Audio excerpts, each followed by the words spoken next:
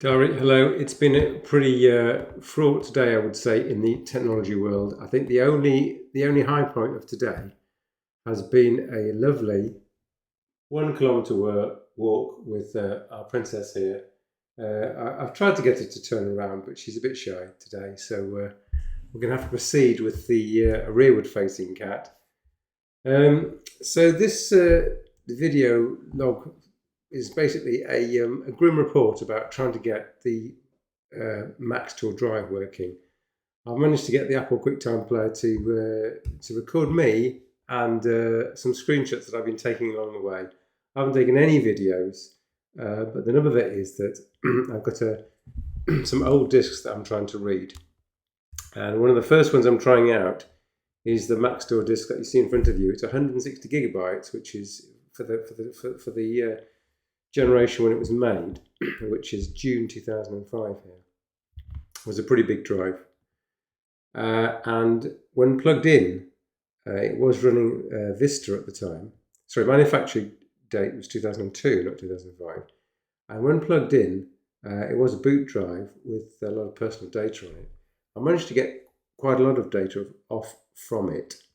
And then it was just a question of reformatting the drive. I thought it was going to be easy, but hours later, not so easy. And I'm going to go through the process and what went right, what went wrong. It might be interesting from a learning perspective. So here's the drive. I'm just going to go through the pictures that I've taken. Next picture is the back of the drive. The drive looks absolutely spotless. It's been taken from a PC that hasn't been used for over, I think it's something like 23 years, definitely over 20 years. It's been idle. I'm put in a cupboard. Not a very dry cupboard, to be honest, kind of damp. So I was a bit apprehensive. Anyway, the machine started up eventually, but the disk is not so well. And so my first port of call was to load the Maxtor utility, which is called Maxtor PowerMax. Let's see where the menu is. So you can see from this screen that there are different options. There's a quick test, an advanced test, a burn-in test, a quick format, and a quick format and a low-level format, which is a full format. And so because I suspected the drive was actually a bit knackered, I was going to go for the low-level format, but I thought I'd lure myself into a false sense of security by going to some other of the tests. So first of all, you have to select the drive, and then you get the options. So you can see some of these things that I've been doing with the drive. It said formatting the disk, a quick format passed. I was kind of elated. I thought, oh, brilliant, it's fine, all right. Well, I could just stop there. I thought, better keep going. I did a format, I did a basic checkup, a basic read-write check of the drive. That was fine. That's the initial menu that's shown there. I've done a basic quick test that also passed, so I was, getting really excited here. I thought, this is fantastic. And maybe you're supposed to be the prop. You're supposed to be the prop that everyone's watching, not wandering around. Anyway, the basic quick test passed. I thought, oh, this is great. Then I thought I'd do a low-level format. So there's lots of warnings and stuff. It started off fine, and then it stopped at block 4381440, which at 512 byte sectors is about just over 2 gigabytes into the drive. There's a 160 gigabyte drive, and that's a significant number, as I'll come to in a second, just 2 gigabytes in. So what else did I try? Well, I tried under Windows. I tried to connect this drive under Windows, and I used a thing called HD Test Pro, HD Tune Pro, which is a chargeable bit of software which hasn't changed in ages. And by the way, the disk is being connected. Let's just see what I used to connect this disk. So I bought off the interweb for £6. I mean, I don't know how they do it so cheaply, because I previously I've got an IDE to SATA converter for this old IDE drive. Let's detach it first. So for this old drive, which has got an IDE interface, I've got an IDE SATA converter, and then I've got a SATA to USB plug, which I've separately bought. And I thought I'd try and plug the two together and have it work, but nothing works. So in desperation, because I've thrown one or two of these away in my time, but I'll never need another. I'll never need an IDE drive connector and a USB, never. But in 2023, I think last time I used one of these was about 2010. So I did. It was about 10 or 15 years ago when I threw it away, to be fair to myself. So I had to buy another one of these adapters, which is USB at one end. And remarkably, this does SATA and 2.5 inch and 3.5 inch IDE drive. So using this single cable plugged into a Windows PC, I could do further tests. And this test was using HDTune Pro, which is what I would use to test all my new SATA drives, even M2 drives or 10 or 15 terabyte SATA drives. I would always use HDTune Pro to totally service test the drive. So when you plug this in and do a check, it shows the following information. It shows the size, the serial number, the connection speed. But when you do a test, the first time it gets an error, I don't know how it's testing the drive, but as soon as you get to the surface test and it gets to the 2 gigabyte point, baby, I'm doing a very important video now. No one's going to watch what I'm saying when you're the star of the show, and everyone knows that, don't they? Hey? Everyone knows that. Yeah. Yes, right. Yeah. But no, don't want that. Don't want to see that. Right, so we're back on track as to what was happening. We tried HDTune Pro. As soon as it starts to give a surface error, it just couldn't recover. So at the 2 gigabyte point out of 160, it failed. And yeah, that was useless. So I thought, well, what am I going to do? So instead of that, I partitioned the drive under Windows. Now, I had this cunning plan. I've got a picture at the end. Let's see if I can get the cunning plan. Right, there's a list of all the things that we did. My cunning plan is the following. There's the drive in its entirety. My cunning plan was to make a 2 gigabyte partition number 1, counting from 1. Then create a single gigabyte duff partition, but don't format it. And then the rest of it, another plan. I was going to format this with NTFS and this with NTFS and just leave that unformatted. I thought this is a perfect plan. So that was my idea, but it just didn't work because a basic check disk so I did that plan, made the 3 partitions, 2 of them are formatted NTFS, and I thought, fine, there's an error in the from say 2 gigabytes to say 5 gigabytes. I'll just make that a partition which isn't going to be touched by anything, and then the other parts of this will be fine. That's going to work, right? So I did a check disk on the 1st and 3rd partition, absolutely fine. I thought, okay, I'll just run a better check disk. So you can run a check disk /f/r/x and then the drive letter number, which I did create eventually. That's R is to recheck any bad sectors. It goes through the whole disk looking for bad free clusters. That's what this is showing here. And it said it was going to take 1 hour and 13. I think it took about, eventually it took about 2 hours. And at the end of the 2 hours, drum roll, yeah, it's still going, 11 minutes left. That's a lot of checking, more checking, 3 minutes left. Yeah, so that fails here. And no matter what I would do, I just couldn't get it to work. So I thought, okay, well, Windows is, I've been a Linux person, well, I've been a Unix person for many decades, and then I switched to Linux. That's the cat trying to get into one of our boxes, maybe. And nothing I could do under Windows is going to work. So I thought, I'll know what I'll do. I'll use a proper operating system. I'll use Linux. Everyone's always telling me how great Linux is. I'm always a bit reserved myself because of Unix in the old days was quite temperamental when you switch the computer off without syncing the disks and so forth. Anyway, everyone says, oh, Linux is fine these days. So I thought, let's load Linux. Where are we here? Yeah, this is just showing that I can't see what I'm doing now. There's a cat in the middle of the screen. Baby, come out now. Come on, go here. Come on, here. This is the best place. This is the best place. Honestly. Right. Listen. Stop upstaging me.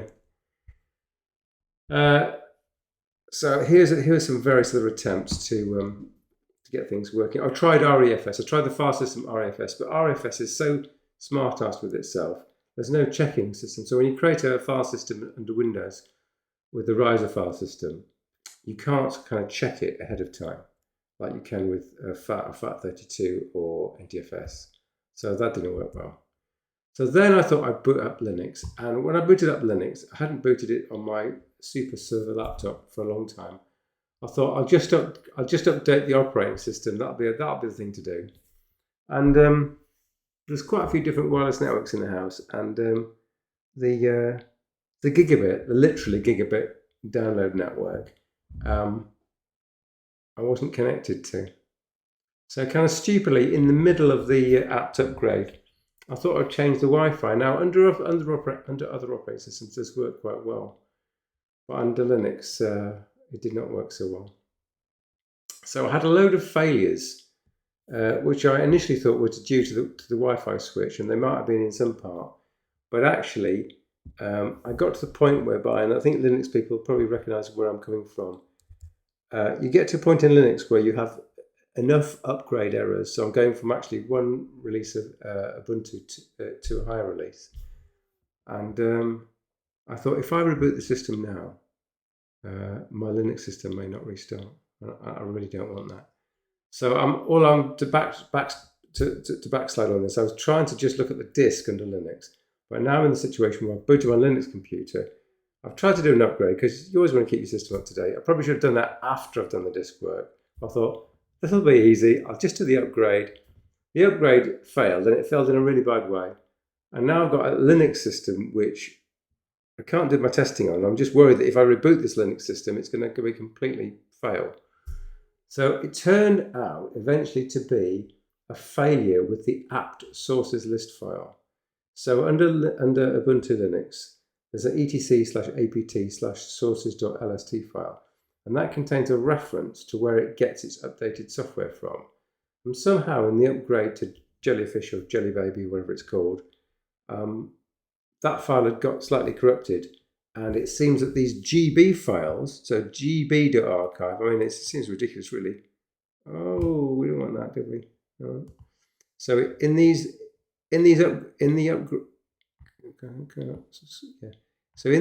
upgrades to gb.archive at Ubuntu, some of the files were not there. So by correcting that file in the apt directory, I was able to progress.